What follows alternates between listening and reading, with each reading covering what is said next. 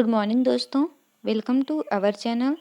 जैसा कि आप लोग जानते हैं, मैं आप लोगों को भारतीय संविधान एवं राज्य व्यवस्था का वन लाइनर क्विक रिवीजन करा रही हूं, जिसकी यह 18वीं क्लास है। 17 क्लासेस ऑलरेडी अपलोडेड हैं, तो जो भी उन वीडियोज़ को नहीं देखे हैं प्लीज़ थोड़ा सा समय निकाल कर प्लेलिस्ट में जाकर ज़रूर देखें। निश्चित ही एग्जाम्स के लिए काफ़ी हेल्पफुल साबित होंगे। और चैनल पर नए हैं तो चैनल को सब्सक्राइब कर लें, ताकि हमारी वीडियो की नोटिफिकेशन आप लोगों तक पहुंच पाए और आप लोग इस क्लास से जुड़ पाएँ। शुरू करते हैं आज की क्लास। देखते हैं पहला पॉइंट। भारतीय संविधान के अनुच्छेद 112 के तहत वार्षिक वित्तीय विवरण को कहा जाता है। तो अनुच्छेद 112 के तहत तैयार वार्षिक वित्तीय विवरण को क्या कहा जाता है? तो इसका सही जवाब है बजट। ये क्वेश्चन आरआरबी एनटीपीसी में आया हुआ है। तो फ्रेंड्स, आप लोग को ये भी ध्यान रखना है, बजट को भारतीय संविधान में वार्षिक वित्तीय विवरण कहा जाता है और ये 112 अनुच्छेद के तहत है। नेक्स्ट पॉइंट देखते हैं। भारतीय संविधान में कुछ अधिनियमों और विनियमों के सत्यापन के प्रावधान निहित हैं। तो कुछ अधिनियमों और विनियमों के सत्यापन के प्रावधान किस अनुसूची में निहित हैं? तो इसका सही जवाब है 9वीं अनुसूची में। ठीक है, नेक्स्ट पॉइंट देखते हैं। संविधान में नगर पालिकाओं की शक्तियाँ, अधिकार और जिम्मेदारियाँ किस अनुसूची में निहित हैं? तो भारतीय संविधान में नगर पालिकाओं की शक्तियाँ, अधिकार और जिम्मेदारियाँ किस अनुसूची में निहित हैं? तो इसका सही जवाब है 12वीं अनुसूची में नगर पालिकाओं की शक्तियाँ, अधिकार और जिम्मेदारियाँ निहित हैं। जबकि अनुसूची 11 में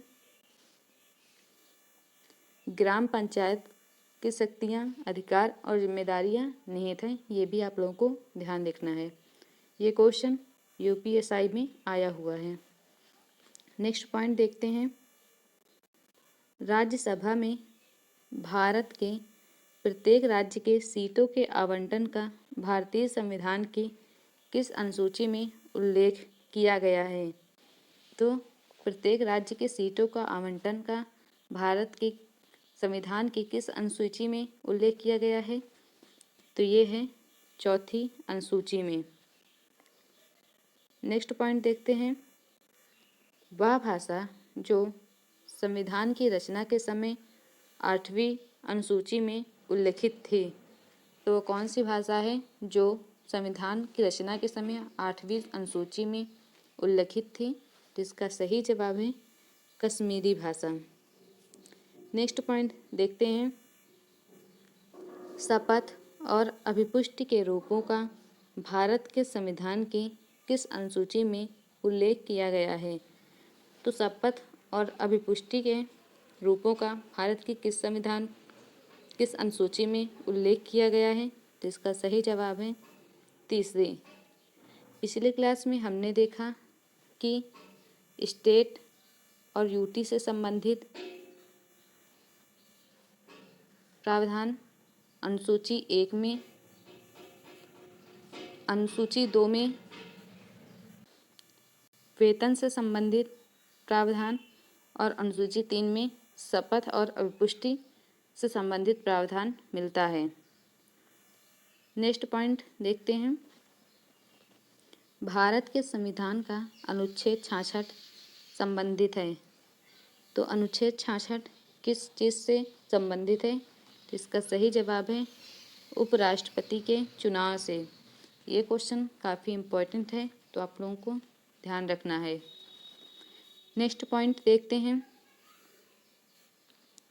भारत का संविधान लागू होने के समय इसमें कितने अनुच्छेद व अनुसूचियाँ थी? तो जब भारत का संविधान लागू हुआ था तो इसमें कुल कितने अनुच्छेद व अनुसूचियाँ थी? तो इसका सही जवाब है 395 अनुच्छेद व 8 अनुसूचियाँ थीं। जबकि वर्तमान में देखा जाए तो हमारे भारतीय संविधान में 475 से अधिक अनुच्छेद और 12 अनुसूचियां हैं। तो ये भी आप लोगों को ध्यान रखना है। नेक्स्ट पॉइंट देखते हैं। भारतीय संविधान का वह अनुच्छेद जो दोहरी परिसंकट के विरुद्ध सुरक्षा प्रदान करता है, तो वह कौन सा अनुच्छेद है जो दोहरी परिसंकट के विरुद्ध सुरक्षा प्रदान करता है? तो इसका सही जवाब है अनुच्छेद 20। नेक्स्ट पॉइंट देखते हैं। संसद व विधानसभाएं जिन पर कानून बना सकती हैं, इसका उल्लेख किस अनुसूची में मिलता है? तो संसद व विधानसभाएं जिन विषयों में कानून बना सकती हैं, इसका उल्लेख 7वीं अनुसूची में मिलता है। तो ये आपको ध्यान रखना है। नेक्स्ट पॉइंट देखते हैं। वह अनुच्छेद जो यह बताता है कि प्रत्येक राज्य की कार्यकारी शक्ति का प्रयोग इस प्रकार किया जाएगा कि संसद द्वारा बनाए गए नियमों का अनुपालन सुनिश्चित हो। तो यह कौन सा अनुच्छेद बताता है? इसका सही जवाब है अनुच्छेद 256। नेक्स्ट पॉइंट देखते हैं। वह अनुच्छेद जिसमें यह प्रावधान है कि प्रत्येक राज्य का कार्यकारी शक्ति का प्रयोग इस प्रकार किया जाएगा ताकि वह संघ की कार्यकारी शक्ति के अमल में बाधा या प्रतिकूल प्रभाव न डाले। तो यह किस अनुच्छेद में बोला गया है कि प्रत्येक राज्य की कार्यकारी शक्ति का प्रयोग इस प्रकार किया जाएगा ताकि वह संघ की कार्यकारी शक्ति के अमल में बाधा या प्रतिकूल प्रभाव न डाले। ऐसा अनुच्छेद 257 में बोला गया है। नेक्स्ट पॉइंट देखते हैं। भारतीय संविधान का वह अनुच्छेद जो किसी भी कारखाने, खदान या अन्य संकटपूर्ण गतिविधि में 14 वर्ष से कम आयु के बच्चों के रोजगार पर प्रतिबंध लगाता है, तो वह कौन सा अनुच्छेद है जो किसी भी कारखाने, खदान या अन्य संकटपूर्ण गतिविधि में 14 वर्ष से कम आयु के बच्चों के रोजगार पर प्रतिबंध लगाता है? तो इसका सही जवाब है अनुच्छेद 24। ये क्वेश्चन काफ़ी इम्पोर्टेंट है, तो आप लोगों को ध्यान रखना है। ये क्वेश्चन यूपीएससी में कई बार आया हुआ है, तो ये क्वेश्चन काफ़ी इम्पोर्टेंट है, आप लोगों को ध्यान रखना है। नेक्स्ट पॉइंट देखते हैं। भारतीय संविधान का वह अनुच्छेद जो राज्य को आधुनिक और वैज्ञानिक पद्धति पर कृषि और पशुपालन को व्यवस्थित करने के लिए निर्देश देता है, तो वह कौन सा अनुच्छेद है जो राज्य को आधुनिक और वैज्ञानिक पद्धति पर कृषि और पशुपालन को व्यवस्थित करने का निर्देश देता है? इसका सही जवाब है अनुच्छेद 48। नेक्स्ट पॉइंट देखते हैं। वह अनुच्छेद जो संसद को सशस्त्र बलों, पैरा सैन्य बलों और पुलिस बलों के सदस्यों के मौलिक अधिकारों को प्रतिबंधित या निरस्त करने का अधिकार देता है, तो वह कौन सा अनुच्छेद है जिसमें संसद को सशस्त्र बलों यानी पुलिस बलों के सदस्यों को मौलिक अधिकारों को प्रतिबंधित या निरस्त करने का आदेश देता है? तो इसका सही जवाब है अनुच्छेद 33। नेक्स्ट पॉइंट देखते हैं।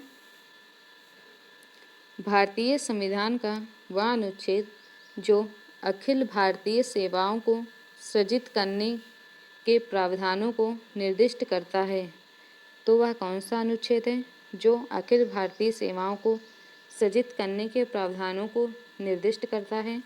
इसका सही जवाब है अनुच्छेद 312। ये क्वेश्चन यूपीएससी, यूपीपीसीएस में आया हुआ है। नेक्स्ट पॉइंट देखते हैं। भारतीय संविधान की वह अनुसूची जो पंचायतों की शक्तियों, अधिकारों और जिम्मेदारियों को निर्दिष्ट करती है, तो वह कौन सी अनुसूची है जो पंचायतों की शक्तियों, अधिकारों और जिम्मेदारियों को निर्दिष्ट करती है? इसका सही जवाब है 11वीं अनुसूची। इसके पहले मैंने बताया था कि 12वीं अनुसूची में नगर पालिका की शक्ति, अधिकारों और जिम्मेदारियों को निर्दिष्ट करती है। तो नगर पालिका से संबंधित अनुसूची 12 और ग्राम पंचायतों से संबंधित अनुसूची 11 है। तो आप लोगों को ध्यान रखना है। ये question UPSI, UPPSC, SSC, MTS में आए हुए हैं। नेक्स्ट पॉइंट देखते हैं। भारतीय संविधान का वह अनुच्छेद जो अल्पसंख्यकों को शैक्षणिक संस्थानों की स्थापना और प्रशासन का अधिकार देता है। तो वह कौन सा अनुच्छेद है जो अल्पसंख्यकों को शैक्षणिक संस्थानों की स्थापना और प्रशासन का अधिकार देता है? ये है अनुच्छेद 30। अनुच्छेद 30 के अंतर्गत अल्पसंख्यक अपने शैक्षणिक संस्थानों के लिए फंड सरकार देती है, यानी कम्प्लीटली हेल्प सरकार करती है अल्पसंख्यकों के शैक्षणिक संस्थानों की स्थापना और प्रशासन के लिए। नेक्स्ट पॉइंट देखते हैं। भारतीय संविधान का वह अनुच्छेद जो भारत के उपराष्ट्रपति के चुनाव से संबंधित है। तो कौन सा अनुच्छेद है जो भारत के उपराष्ट्रपति के चुनाव से संबंधित है? इसका सही जवाब है अनुच्छेद 66। ये क्वेश्चन यूपीएसआई, आरआरबी, जेई में आए हुए हैं। नेक्स्ट पॉइंट देखते हैं। भारतीय संविधान का वह भाग जिसको डॉक्टर भीमराव अंबेडकर द्वारा भारतीय संविधान की अनूठी विशेषताओं के रूप में वर्णित किया गया है। तो वह कौन सा भाग है जिसको डॉक्टर भीमराव अंबेडकर द्वारा भारतीय संविधान की अनूठी विशेषताओं के रूप में वर्णित किया गया है? इसका सही जवाब है भाग 4। ठीक है। नेक्स्ट पॉइंट देखते हैं। भारतीय संविधान का वह अनुच्छेद जो राज्य को सामान्य न्याय को बढ़ावा देने और गरीबों को निःशुल्क कानूनी सहायता प्रदान करने का निर्देश देता है। तो वह कौन सा अनुच्छेद है जो समान न्याय को बढ़ावा देने और गरीबों को निःशुल्क कानूनी सहायता प्रदान करने का निर्देश देता है? तो इसका सही जवाब है अनुच्छेद 39A। ये क्वेश्चन भी काफ़ी इम्पोर्टेंट है, तो आप लोगों को ध्यान रखना है। यूपीएसआई में कई बार रिपीटेड है। तो फ्रेंड्स, निश्चय ही ये क्लास काफ़ी हेल्पफुल रही। वीडियो के लास्ट तक बने रहने के लिए thank you so much. Video पसंद आए तो प्लीज़ वीडियो को लाइक करें। चैनल पर नए हैं तो चैनल को सब्सक्राइब कर लें ताकि हमारी वीडियो के नोटिफिकेशन आप लोगों तक पहुंच पाए और आप लोग इस क्लास से जुड़ पाएँ। दोस्तों में शेयर करना बिल्कुल ना भूलें, क्योंकि आप लोग का सपोर्ट ही हमारे चैनल की ग्रोथ में हेल्प करेगा। Thank you so much. मिलते हैं नेक्स्ट मॉर्निंग एक नई क्लास में। Take care. वंदे मातरम।